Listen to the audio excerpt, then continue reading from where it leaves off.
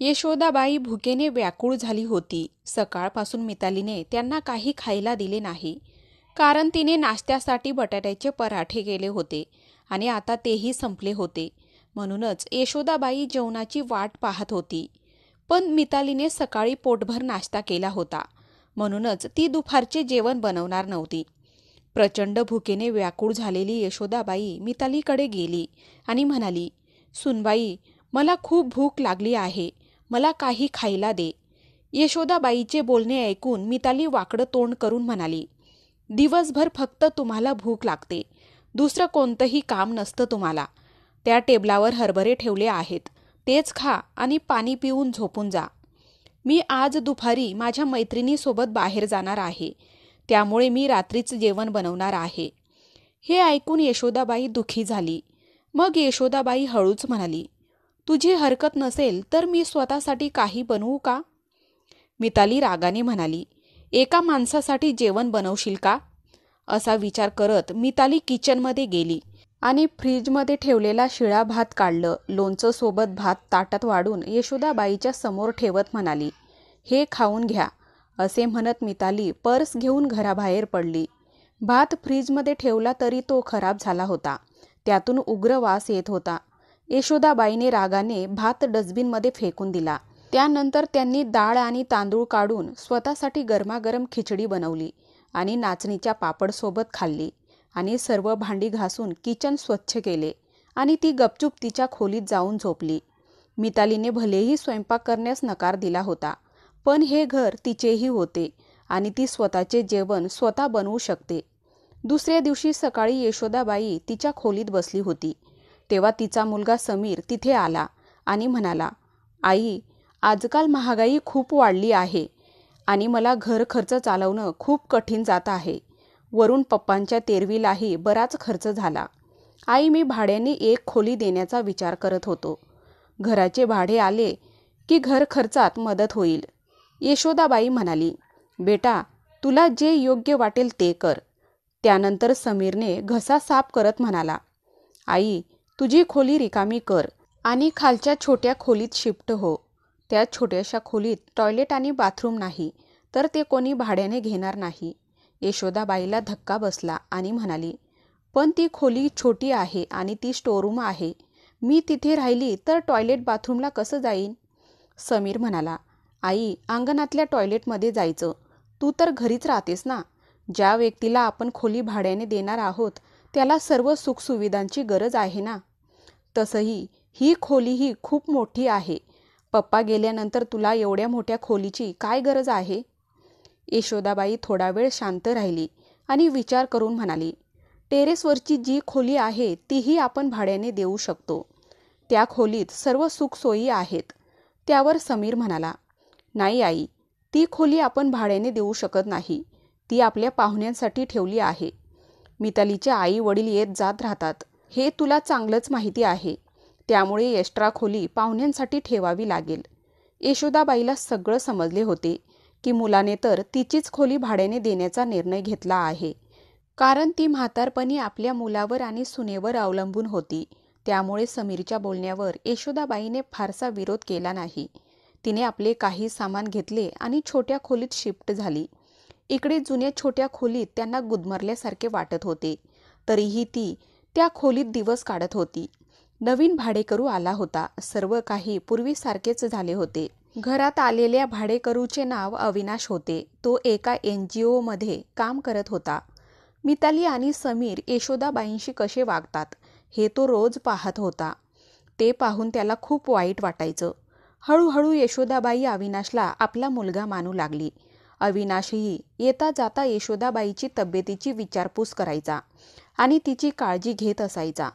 समीर आणि मिताली यांना यशोदाबाईशी काहीही देणं घेणं नव्हते. मिताली उरलेले जेवण ताटात ठेवून जायची आणि मुलगा तर तिच्याकडे ढुंकूनही पाहत नव्हता. यशोदाबाईला आधीच समजले होते की आपला मुलगा आता पूर्वीसारखा राहिला नाही, तो बदलला आहे. तरीही ती त्या घरात पाळीव प्राण्यासारखी डोळे मिटून राहत होती, कारण म्हातारपणी तिला साथ देणारे दुसरे कोणी नव्हते. भाकरीच्या 2 तुकड्यासाठी तिला त्यांच्यावर अवलंबून राहावे लागत होते. कधी कधी यशोदाबाईला खूप रडू येत होते. यशोदाबाई तिच्या भावना अविनाशला सांगू लागली.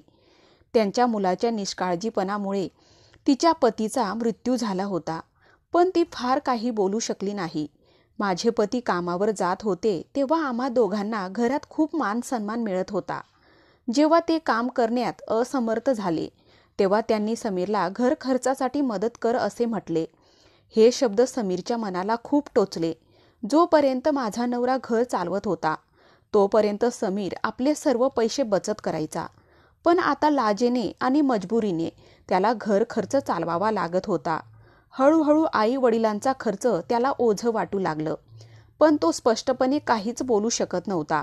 याच दरम्यान पतीची प्रकृती खालावली आणि त्यांचे निधन झाले. डॉक्टरांकडे गेल्यावर माहिती झाले की त्यांना निमोनिया झाला होता. डॉक्टर थोडे महाग औषधे लिहून द्यायचे, त्यामुळे समीरला पैसे वाचवायचे होते, म्हणून समीर अर्धेच औषध आणायचा. सुरुवातीला पतीच्या प्रकृतीत सुधारणा झाल्यावर समीरने गोळ्या देणे बंद केले. पतीनेही या गोष्टीकडे फारसे लक्ष दिले नाही, पण एका रात्री त्यांना श्वास घ्यायला खूप त्रास झाला. यशोदाबाई खूप घाबरली आणि तिने पळत जाऊन समीरच्या खोलीचा दरवाजा ठोकायला सुरुवात केली आणि सांगू लागली की पप्पांची तब्येत खूप बिघडली आहे, चल त्यांना डॉक्टरांकडे घेऊन जाऊ. त्यावर समीर म्हणाला, आई मला आता झोपू दे, मला खूप झोप लागली आहे, सकाळी पप्पांना डॉक्टरांकडे घेऊन जाऊ असे म्हणत त्याने दरवाजा बंद केला. रात्रभर यशोदाबाई आपल्या पतीच्या उशीजवळ चिंतेत बसून राहिली.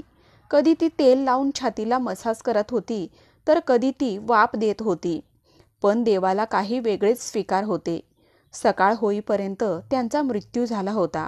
घरात मशानासारखी शांतता होती. समीर रडण्याचे नाटक करू लागला. मिताली तर अशी रडत होती जणू तिला खरंच सासरे गेल्याचा खूप दुःख वाटत असावं. फक्त यशोदाबाईलाच सगळ्यात जास्त धक्का बसला, पण ती काहीच बोलू शकली नाही. यशोदाबाईच्या डोळ्यातून अश्रू येत होते आणि तिचे होठ थरथर कापत होते. जणू तिला म्हणायचं होतं, तू आता रडायचं नाटक का करतोयस? माझ्या पतीच्या मृत्यूला तुम्ही दोघे जबाबदार आहात. पण ती काहीच बोलू शकली नाही. अंत्यविधी करून दिली. यशोदाबाईच्या मनात सतत एक गोष्ट चालत होती, जर समीर बेफिकीर नसता तर आज माझा नवरा जिवंत असता. त्यांच्या मृत्यूनंतर मिताली आणि समीर यांच्या वागण्यात खूप बदल झाला होता. यशोदाबाईलाही त्यांच्या वागण्याची सवय झाली होती, त्यामुळे तिला त्यांच्याकडून काहीच अपेक्षा नव्हती. पण तिचं मन तिला आतून खात होतं. अशा मुलाला ती धडा शिकूही शकत नव्हती. एके दिवशी त्यांचा भाडेकरू अविनाश तिच्याकडे आला आणि त्याने यशोदाबाईला काही गोष्टी समजावून सांगितल्या. त्या गोष्टी ऐकून यशोदाबाईच्या डोळ्यात एक नवी आशा निर्माण झाली. दुसऱ्या दिवशी सकाळी यशोदाबाई मिताली आणि समीर यांच्याकडे आली आणि म्हणाली, मला तुम्हा दोघांशी खूप महत्त्वाचं बोलायचं आहे. मला असं वाटतं की तुम्हा दोघांनाही माझ्याबरोबर राहण्यात अडचण आहे, म्हणून मी विचार केला की मी वृद्धाश्रमात राहीन. यशोदाबाईचे बोलणे ऐकून मितालीला खूप आनंद झाला. समीरने थोडं दुःखी असल्याचं नाटक केलं. मग काही वेळाने यशोदाबाईने दोघांच्याही चेहऱ्यावरचे भाव पाहिले आणि म्हणाली, समीर तुला दुःखी व्हायची गरज नाही आणि मिताली तुला एवढं आनंदी व्हायची गरज नाही. आधी मी जे काही सांगते ते ऐका. आणि यशोदाबाई हसली आणि म्हणाली, ही गोष्ट खरी आहे की मी वृद्धाश्रमात राहीन, पण या घरातून कुठेही जाणार नाही. मी या घरालाच वृद्धाश्रम बनवणार आहे. आता इथे तुमच्यासारखे स्वार्थी मुलगा आणि सून इथे राहणार नाहीत. माझ्यासारखे म्हातारे लोक इथे राहतील. हा माझा अंतिम निर्णय आहे. हे ऐकून समीर आणि मिताली दोघांनाही धक्काच बसला. समीर आणि मिताली एकमेकांकडे पाहू लागले. दोघांनाही वाटले होते की यशोदाबाई घरातून निघून गेली तर दोघेही सुखाने जगतील. त्यांना वाटले आता यशोदाबाईची जबाबदारी घ्यावी लागणार नाही, तिची काळजी घ्यावी लागणार नाही. पण इथे तर सगळं उलटं झाले होते. यशोदाबाईचे बोलणे ऐकून समीर रागाने म्हणाला, आई तुझं डोकं ठिकाणावर आहे ना? या घरावर माझा अधिकार आहे. मग तू या घराला वृद्धाश्रम कसं बनवू शकतेस? तू विसरतोय बेटा, हे घर अजूनही माझ्या नावावर आहे.